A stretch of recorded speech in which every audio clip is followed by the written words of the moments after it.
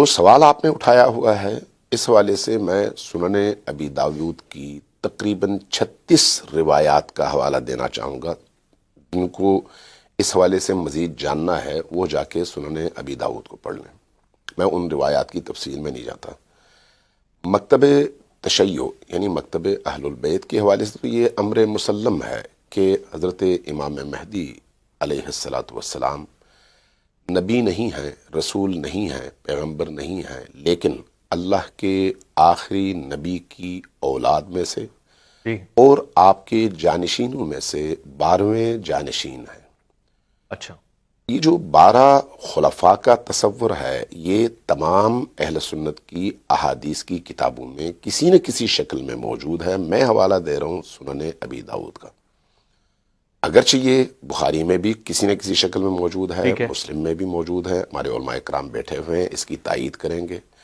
اچھا، ان 12 کے تشخص کے حوالے سے، تعین کے حوالے سے ہمیشہ شارحین حدیث میں اختلاف رہا ہے، ٹھیک ہے، چونکہ اس کی جب تعبیر آپ خلافت کی ظاہری شکل کی صورت میں کرتے ہیں جس میں عامت المسلمین حضرت ابوبکر کو پہلے خلیفہ مانتے ہیں اور مثلا خلفائے اربعہ کے یا خلفائے راشدہ کے خلافت راشدہ کے قائل ہیں، تو اس حوالے سے وہ اس طرح کی تعبیر پیش کرنے کی کوشش کرتے ہیں اور 12 کی تعداد کو پورا کرنے کی کوشش کرتے ہیں، جبکہ مکتب تشیع میں چونکہ تصور خلافت کے حوالے سے یہ ہے کہ امام علی پہلے خلیفہ ہیں، تو اس حوالے سے مکتب تشیع میں الگ سے ایک ترتیب پیش کی جاتی ہے، لیکن دونوں کے ہاں متمع نظر ایک ہے۔ وہ کیا ہے؟ وہ یہ ہے کہ آخری اور 12واں خلیفہ امام مہدی ہی ہیں، اس میں دونوں کا اتفاق ہے۔ میں تائید لے لوں علامہ صاحب، اس بات کی، اس جملے کی تائید لے لوں کہ مفتی صاحب بھی بیٹھے ہوئے ہیں، یعنی 12ویں خلیفہ حضرت امام مہدی ہیں، اس پہ اہل سنت کے اتفاق ہے۔ دیکھیں اہل سنت کے ہاں جو حدیث ہے نا کہ 12 خلفاء ہوں گے، پھر رسول اللہ صلی اللہ علیہ وسلم نے کچھ فرمایا جس کو راوی نہیں سن سکے، تو فرمایا غالباً یوں فرمایا کہ سب قریش سے ہوں گے، اور امام مہدی جو ہے نا وہ آ کر مسلمانوں کی امامت اور خلافت کریں گے، اس پر بھی اتفاق ہے۔ اس پہ انجینئر صاحب آپ بھی اس پہ تائید دے دیجیے گا کہ 12ویں خلیفہ حضرت امام مہدی ہیں اور یہ سلسلہ ایک کڑی میں جڑا ہوا ہے، یعنی ایسا نہیں ہے کہ کوئی 4 ہو کوئی 5 ہو، یا یہ تسلسل قائم ہے اس میں؟ تسلسل جو ہے نا جی وہ تو اہل سنت کے ہاں نہیں ہے، اس اعتبار سے کہ یہ کنزیکٹو 12 ہیں۔ صحیح مسلم میں جو اوپر تلے 4 احادیث جن کا آپ نے حوالہ دیا اس میں واضح موجود ہے کہ قیامت تک یہ دین غالب رہے گا اور ان پر 12 خلفاء ہوں گے۔ یہ جو قیامت تک کا لفظ ہے نا یہ بتا رہا ہے کہ یہ سکیٹرڈ فارم میں ہے۔ اس میں اہل سنت کے ہاں جو ترتیب ہے وہ پہلے 5 خلفاء تو سیدنا ابو بکر، عمر، عثمان، علی اور حسن ابن علی رضی اللہ عنہم اجمعین، اور اس کے بعد چھٹے عمر بن عبد العزیز، اور پھر اس کے بعد مختلف اوقات میں مختلف خلفاء، لیکن 12ویں والی بات جو آغا نے بیان کی ہے امام محمد بن عبداللہ المہدی کے حوالے سے، وہ واقعی اہل سنت کے ہاں یہی ہے کہ وہ 12ویں خلیفہ وہی ہوں گے اور وہ مجدد بھی ہوں گے اس وقت اسلام کے۔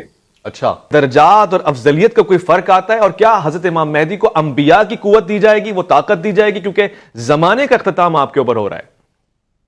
نہیں، اس طرح کا کوئی کنسیپٹ اہل سنت کے ہاں نہیں پایا جاتا، اور یہ جو کنسیپٹ عموماً عوام الناس کے اندر ہے کہ جو افضل شخص ہے وہی امامت کا اہل ہے، تو صحیح مسلم میں حدیث ہے حضرت عبد الرحمن بن عوف کے پیچھے اللہ کے محبوب صلی اللہ علیہ وآلہ وسلم نے نماز پڑھی۔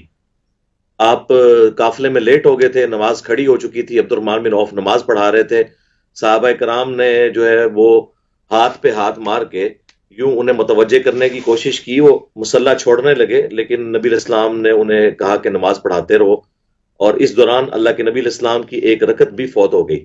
سلام پھیرنے کے بعد آپ نے وہ رکعت پوری کی۔ تو یہ حدیث واضح ثبوت ہے کہ کوئی افضل شخص اپنے سے کم افضل شخص کے پیچھے نماز پڑھ سکتا ہے۔ عیسیٰ ابن مریم کے بارے میں آپ کو ایک کلیئر کر دوں ایک چیز کہ بخاری مسلم دونوں میں حدیث ہے کہ عیسیٰ ابن مریم تم میں عادل حکمران کی حیثیت سے نازل ہوں گے، صلیب کو توڑ دیں گے، خنزیر کو قتل کر دیں گے، جزیہ کو موقوف کر دیں گے، مال کی ریل پیل ہوگی۔ یہ جو حکمران کا لفظ ہے نا یہ بتا رہا ہے کہ at the end of the day leadership عیسیٰ ابن مریم کے پاس آئے گی۔ مسلم شریف میں دونوں حدیثیں ہیں، ایک نماز میں امامت کا ذکر ہے امام محمد مہدی کی، یعنی بغیر نام کے، صرف یہ ذکر ہے کہ مسلمانوں کا امیر انہیں نماز پڑھائے گا، لیکن اس کے بعد جب لیڈرشپ ان کے حوالے ہو جائے گی تو پھر عیسیٰ ابن مریم بھی مسلمانوں کی امامت کریں گے۔ فائنلی وہی حکمران ہوں گے اور وہ 40 سال تک جو ہے وہ رہیں گے. اس دوران وہ شادی بھی کریں گے اور انہیں روضہ شریف میں قبر رسول صلی اللہ علیہ وآلہ وسلم کے ساتھ دفن کیا جائے گا. المستدرک للحاکم میں تفسیر کے ساتھ حدیث موجود ہے. ٹھیک ہے، واضح. علامہ صاحب آپ بھی اس بات سے اتفاق کرتے ہیں کہ آخر میں کلی طور سے حضرت عیسیٰ علیہ السلام امامت کریں گے اور وہ ان جنرل کانٹیکسٹ لیڈر ہوں گے حضرت امام مہدی کے بھی؟ نہیں، ہم اس بات کو قبول نہیں کرتے، اس حوالے سے قبول نہیں کرتے کہ 12ویں خلیفہ رسول کے وہ ہستی ہیں جن کا تعین اللہ نے کرنا ہے، بندوں نے نہیں کرنا. اچھا.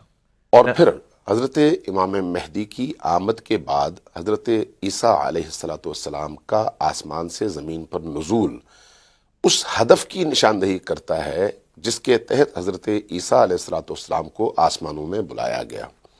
حضرت عیسیٰ ہمارے نبی نہیں ہیں، مسیحیت کے نبی ہیں اور نبی کریم سے پہلے کی اس مسیحی امت کے نبی ہیں.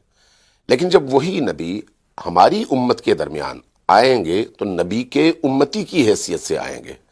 جب وہ نبی کے امتی کی حیثیت سے تشریف لائیں گے تو پھر نبی کی امت کا وہ شخص، وہ فرد جس کو نبی کے بعد امامت کا مقام حاصل ہوگا، خلافت الہیہ کا مقام حاصل ہوگا، اس مقام کے تحت وہ امامت فرمائیں گے. اچھا. اور یہ امامت ہر فیلڈ میں فرمائیں گے، ہر مقام پر فرمائیں گے، صرف نماز میں نہیں. تو یہ جو زمین کو عدل اور انصاف سے بھرنے کا صحرا ہے، یہ حضرت مسیح کے سر نہیں ہے، حضرت امام مہدی آخر الزماں کے سر.